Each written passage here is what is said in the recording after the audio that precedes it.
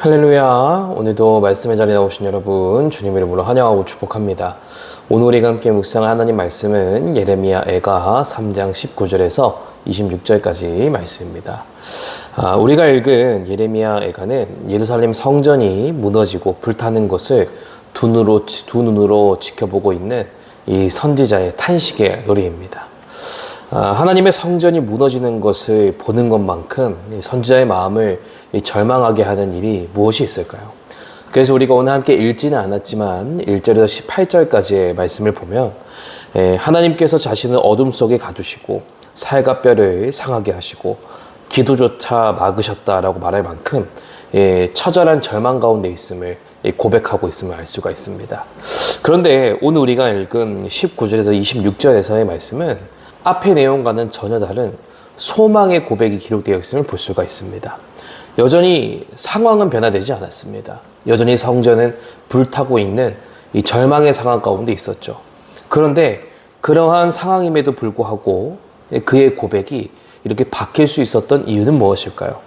우리 함께 그 이유를 오늘 말씀에서 함께 찾아보면서 말씀이 주는 그 은혜 앞에 우리도 오늘도 한 걸음만 나아갈 수 있는 저와 여러분이 되기를 간절히 소망합니다. 먼저 19절에서 20절 말씀에 보면은 내 고초와 쑥과 담즙을 기억해 달라고 고백하고 있음을 볼 수가 있습니다. 이 쑥과 담즙은 가장 쓴 것을 가리키고 있는 표현입니다.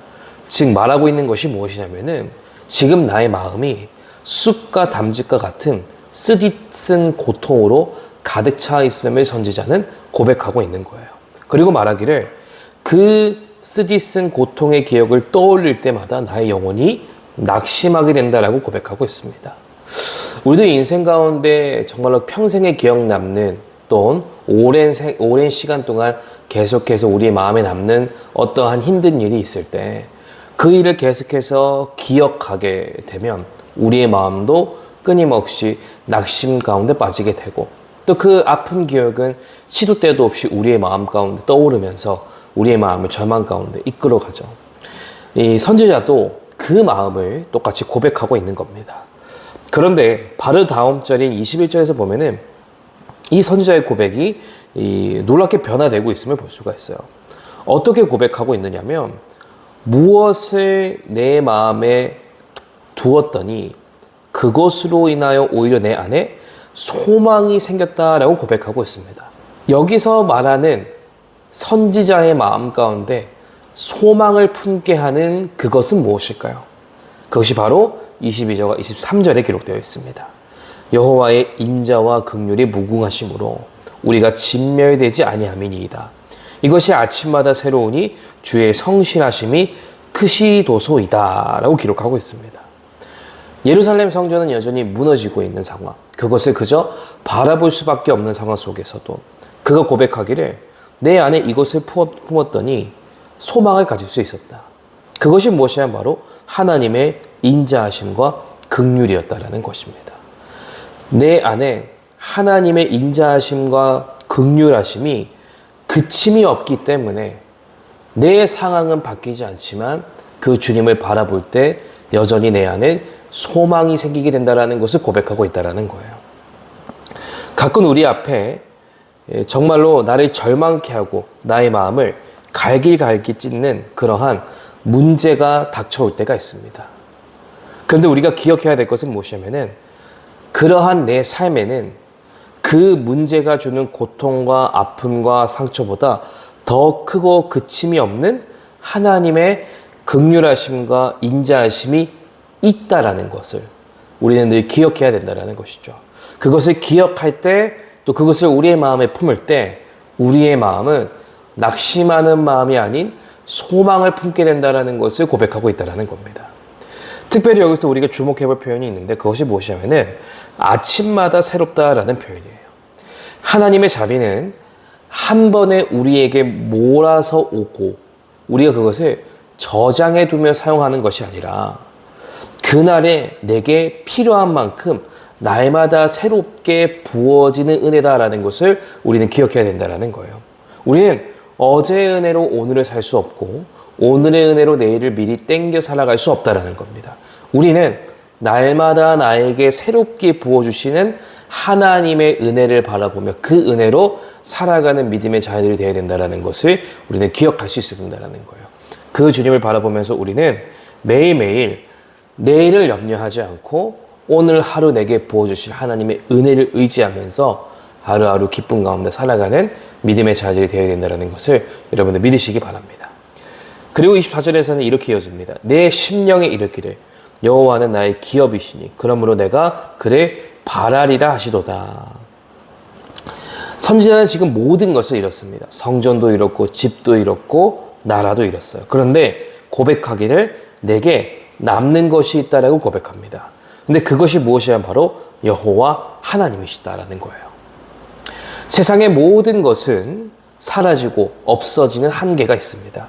그러나 우리 하나님은 한계가 없으시고 영원히 우리를 사랑과 자비로 사랑해 주시는 주님이시고 그 주님이 언제나 우리와 함께 하심을 우리는 기억하며 살아가야 된다는 것이에요. 그 주님을 바라볼 때 우리는 어떠한 상황 속에서도 영원한 소망을 가지고 살아갈 수 있게 된다는 것이죠. 여러분, 소망은 저절로 생겨지는 것이 아니다라는 것을 기억해야 됩니다. 소망은 내가 이 마음에 무엇을 담아두기를 선택하느냐에 따라서 거기에 달려있다는 것을 우리가 기억해야 된다는 거예요. 즉, 내가 무엇을 바라보고 무엇을 내 안에 품느냐에 따라서 우리 안에 소망이 생기거나 혹은 낙심과 절망이 생기게 된다는 것. 우리 모두는 언제나 영원하신 하나님을 바라보면서 이 마음 가운데 소망을 가지고 날마다 살아가는 주의 자녀가 되기를 주님 이름으로 축복합니다. 그리고 마지막 25절과 26절에서는 이렇게 고백을 하죠. 무릇 기다리는 자에게나 구하는 영혼에게 여호와는 선하시도다. 사람이 여호와의 구원을 바라고 잠잠히 기다림이 좋도다. 여기서 우리는 잠잠히 기다리다라는 표현을 좀 주목하기를 원해요. 여기서 말하는 잠잠히 기다린다라는 것은 아무것도 하지 않고 체념한 상태를 이야기하고 있지 않습니다. 여기서 말하는 기다린다라는 것은 무엇이냐면은 하나님의 때와 방법을 신뢰하며 조용히 순종하는 신앙의 자세를 의미한다라는 거예요. 하나님은 선하신 분이시기 때문에 그분을 구하고 기다리는 자에게 반드시 좋은 것을 채워주시는 분이시다라는 것을 우리는 기억해야 됩니다. 비록 나의 눈에는 이 상황이 더디 풀리는 것처럼 보여서 답답할지라도 또 내 생각과 뜻과 계획대로 되지 않아 조급한 마음이 들 때라도 기억해야 되는 것은 언제나 내 삶에는 그분의 선하신 계획이 있다는 것을 우리는 기억해야 된다는 겁니다.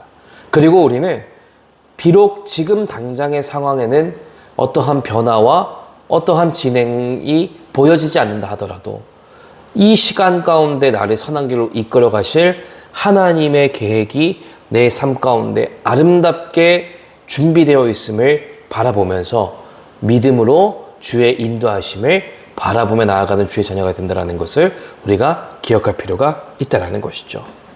언제나 우리는 그 하나님의 일하심을 바라보면서 어떠한 상황과 형편 속에서도 소망을 가지고 살아가는 저와 여러분이 되기를 주님 이름으로 축복합니다.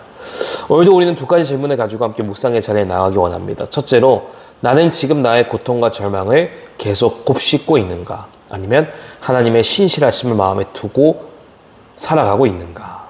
둘째로, 나는 오늘 하루 주어진 하나님의 은혜를 붙잡으며 감사하며 살아가고 있는가? 이 두 가지 질문과 오늘 말씀 앞에서 우리를 진실하게 돌아볼 수 있는 저와 여러분이 되기를 간절히 소망합니다. 하나님은 오늘도 우리에게 소망을 주시는 분이심을 기억하시기 바랍니다.